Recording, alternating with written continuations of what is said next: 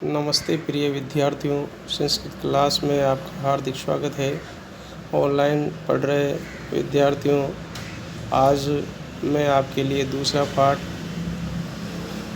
संस्कृत में लेकर आया हूँ, जिसका शीर्षक है संज्ञे शक्ति।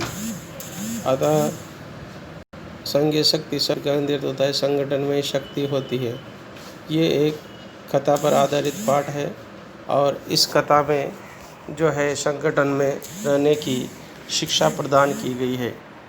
अतः दूसरे पाठ में ये संज्ञे शक्ति पाठ जो है ये किस कवि ने लिखा है, इसमें कवि का नाम नारायण शर्मा पंडित है।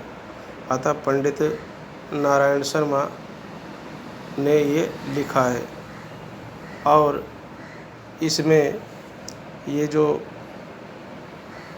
परिचय दिया गया है, पाठ परिचय, इसमें कवि के बारे में लिखा है। तो थोड़ी सी जानकारी को मैं पढ़कर आपको समझाता हूँ, आप ध्यान से पढ़ें और जो भी नोटिफिकेशन अथवा महत्वपूर्ण शब्दों को मैं यहाँ पर बताऊँ, उस आधार पर आपको इसकी जानकारी लिखते जाना है।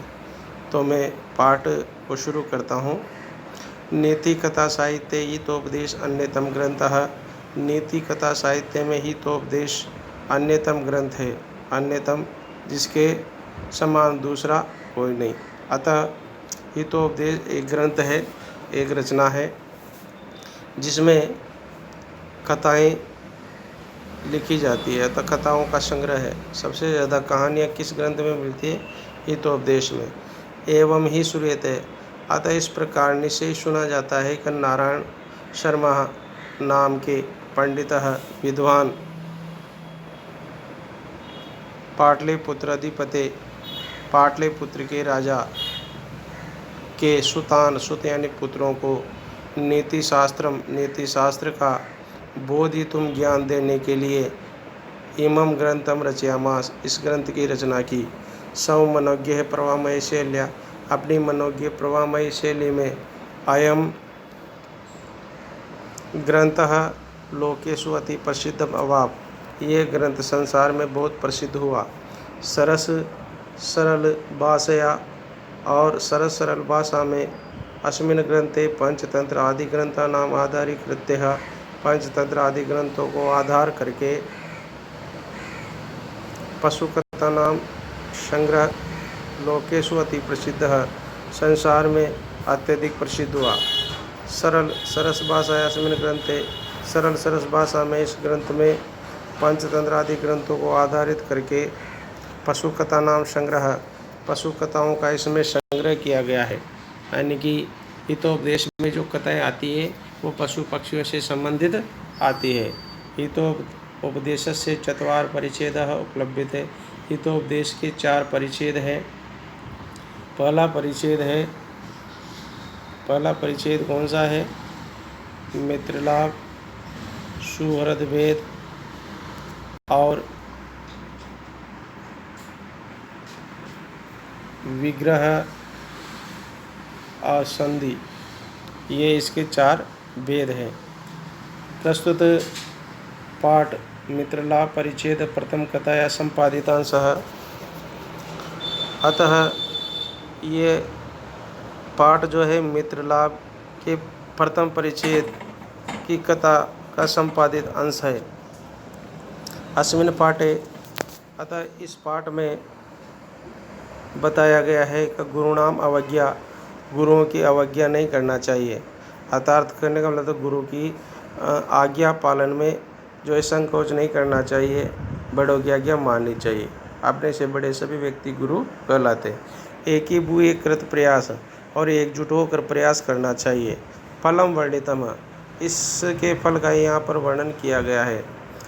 बताया जाता है कि चित्रग्रीवस्य अवज्ञा कृत्वा, चित्रग्रीव नामक कपोत राज की अवज्ञा करके, अतः आज्ञा न मान करके कपोता कबूतर जालबद्धा संचादा, अतः जाल में बंध जाते हैं।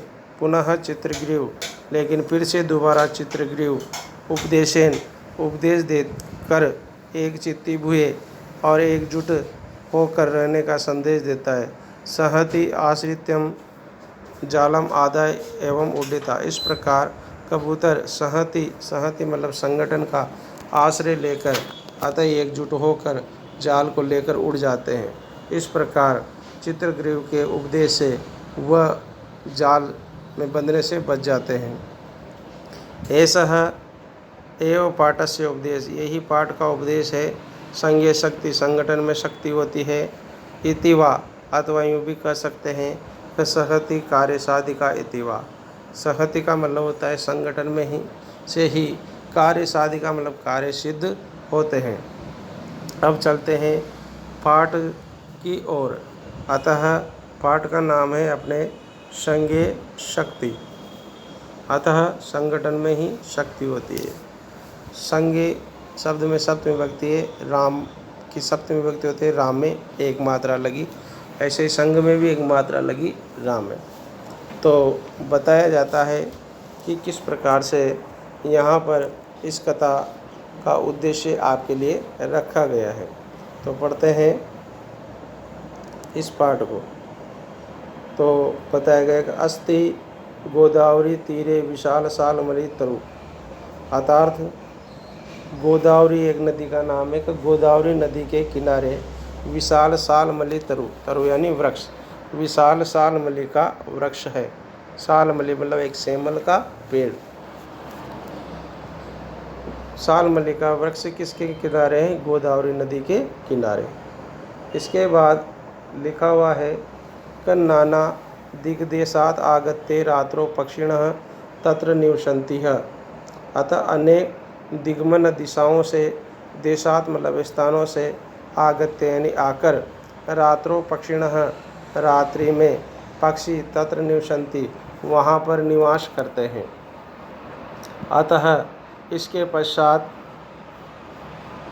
दूसरी लाइन पर चलते हैं। कदाचित कभी अर्थात एक दिन, अवसन्नायाम रात्रोः रात्रि के समाप्त हो जाने पर, अवसन्ना याम, अब यहाँ अवसन्नायाम जो शब्द आया इसका अर्थ होता है रात्रि। क्या अर्थ होता है? रात्रि। तो इस प्रकार जो है रात्रि के समाप्त हो जाने पर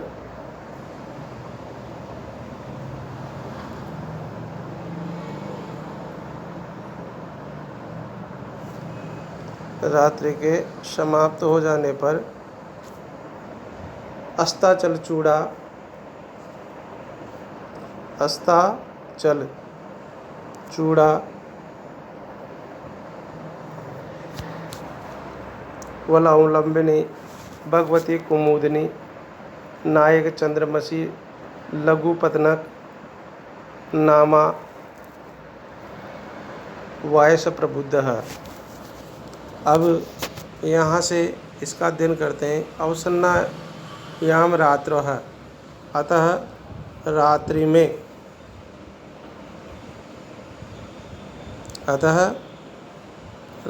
में, अवसन्नायाम का हिंदी अर्थ क्या होता है? रात्रि में। तो रात्रि में अस्ताचल चूड़ा अवलंबिनी भगवती कुमुदिनी नायक, अतः भगवती कुमुदिनी के स्वामी चंद्रमा अस्ताचल के शिखर पर अवलंबे मतलब आश्रय लेने लगे।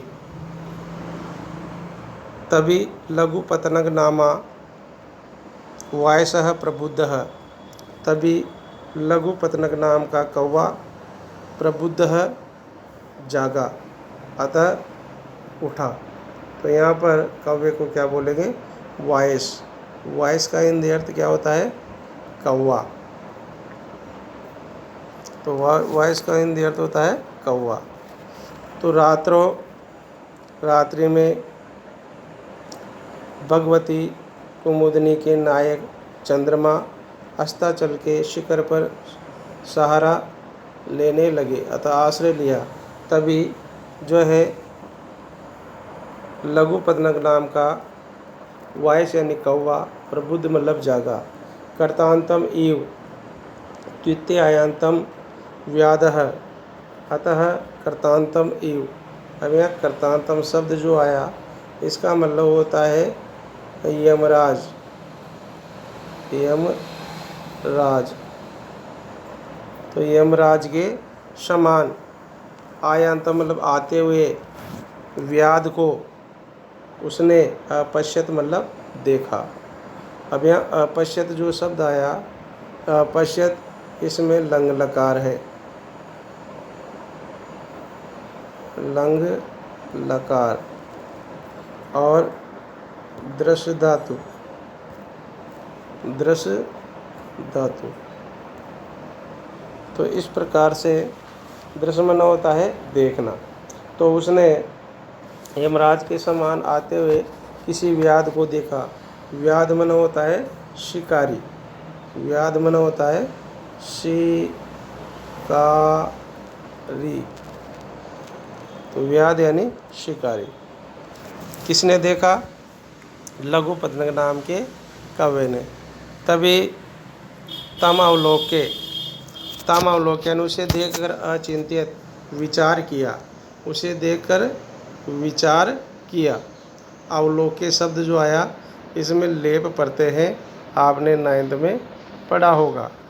तो उसने विचार किया और अद्य प्रातएव, कि आज तो प्रातएव यानी सुबह सुबह ही, अनिष्ट दर्शनम जातम, अनिष्ट के दर्शन हो गए, यानी कि आज हमारा अनिष्ट होने वाला है, ऐसे उसने देखा। तो किसको देखकर कहा?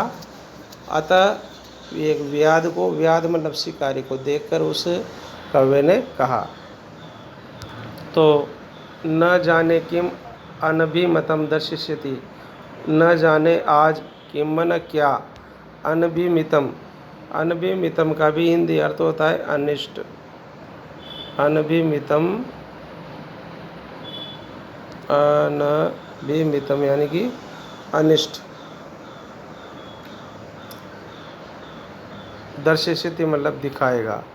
इस प्रकार उसने कहा। अतः तद अनुसरण क्रमेण व्याकुलः चलितः, इस प्रकार वह भी व्याकुल होता हुआ चलने लगा, अनुसरण क्रमेण, उसके पीछे पीछे क्रम से। तो उसने आगे देखा, अथमन, इसके पश्चात, तेन व्याधेन, उस शिकारी ने, तंडुल कणान, चावल के कणों को, विकीरे मतलब बिखेर दिया, और जालम विस्तीर्णम, और जाल को फैला दिया। स च प्रसन्नो भूत्वा स्थितः, और वह प्रसन्न यानी कि छिप कर, स्थित यानी बैठ गया। तस्मिन् एव काले, उसी समय चित्रग्रीव नामा कपोतराज, चित्रग्रीव नाम का कबूतरों का राजा, सपरिवार वियति विसर्पयन, आकाश मार्ग से जा रहा था। तो तान तंडुल कणान, उन सभी ने, कबूतरों ने, तंडुल कणों को अवलोकयामास, देखा। अवलोकयामास, अवलोकयामास का हिंदी अर्थ होगा देखा। तो किसने क्या देखा? चावल के कण देखा। कहाँ से देखा? आकाश से देखा। किसने देखा? तो यहाँ पर किसने देखा? कबूतरों ने देखा। कबूतर को क्या बोलते हैं? कपोत। तो सभी ने देखा। तो तत् कपोतराज तंडुल कणान लुब्धान, तभी उस कपोतराज के परिवार में कुछ कबूतर तंडुल कणों, लुब्धान, तंडुल कणों के प्रति लुब्ध हो गए। अतः उनको जो, उनके प्रति लोभ आ गया कि इनको खा लेना चाहिए। तो कपोतान प्रति आह, कबूतरों से कहने लगा, कुतो अत्र निर्जन वने, कि कुतो अत्र, कुतो अत्र। अब यहाँ पर देखो, कुतो अत्र जो शब्द आया है, कुतो अत्र जो शब्द आया है, इसका संधि विच्छेद होगा कुतो धन अत्र। तो कुतो अत्र, अतः कुत मन कहाँ, अत्र मन यहाँ, निर्जन वने, अतः इस निर्जन वन में ये चावल के कण कहाँ से आ सकते हैं, ऐसा उसने जो है कबूतराज ने उन सभी लोभी कबूतरों को समझाने लगा। तभी संभव, ये संभव नहीं हो सकता। तद निरूप्यताम तावतः, तभी उसने निरूपण किया, अच्छी तरह से परीक्षण किया और कहने लगा भद्रम इदम न पश्यामि, अतः यहाँ हमारा कल्याण नहीं हो सकता, अतः मैं यहाँ कल्याण को नहीं देख रहा हूँ, यहाँ अपने लिए अच्छा कुछ भी नहीं है, ऐसा उनको समझाया। तो सर्वथा अविचारितम कर्म न कर्तव्यम, और उसने उपदेश दिया कि सर्वथा यानी कि बिल्कुल अविचारितम यानी बिना विचार किए कर्म नहीं करना चाहिए, ऐसा उसने उपदेश दिया। और कश्चित कपोत स दर्पम आह, तभी कुछ कबूतर घमंड से कहने लगे, दर्प मतलब घमंड, और कहने लगे कि ईर्षि घृणी तवम असंतुष्ट क्रोधन नित्य संकितः पर भाग्य उपजीवी च षड्यते दुर्भागिनः। अर्थात जो व्यक्ति ईर्ष्या करता है, घृणी मतलब घृणा करता है, और असंतुष्ट है और असंतुष्ट रहता है, कभी संतुष्ट नहीं रहता, क्रोधनः क्रोध करता है, क्रोधी स्वभाव का है, नित्य संकितः हमेशा दूसरों पर शंका करता रहता है, पर भाग्य उपजीवी दूसरों के सहारे जीता है, दूसरे के भाग्य पर जीवित रहता है। षट एते, अब यहाँ पर व्यंजन संधि का उदाहरण आया है षड एते, तो यहाँ क्या लिखेंगे, षट प्लस एते, षड एते। तो यानी कि ये जो 6 नाम है, ईर्ष्या करने वाला, घृणा करने वाला, संतुष्ट न रहने वाला, क्रोधी स्वभाव का, नित्य संज्ञ करने वाला, पर भाग्य भाग्य जीने वाला, ये 6 कार्य करने वाला व्यक्ति सभी प्रकार से दुखभागिनः दुख को भोगने वाला होता है।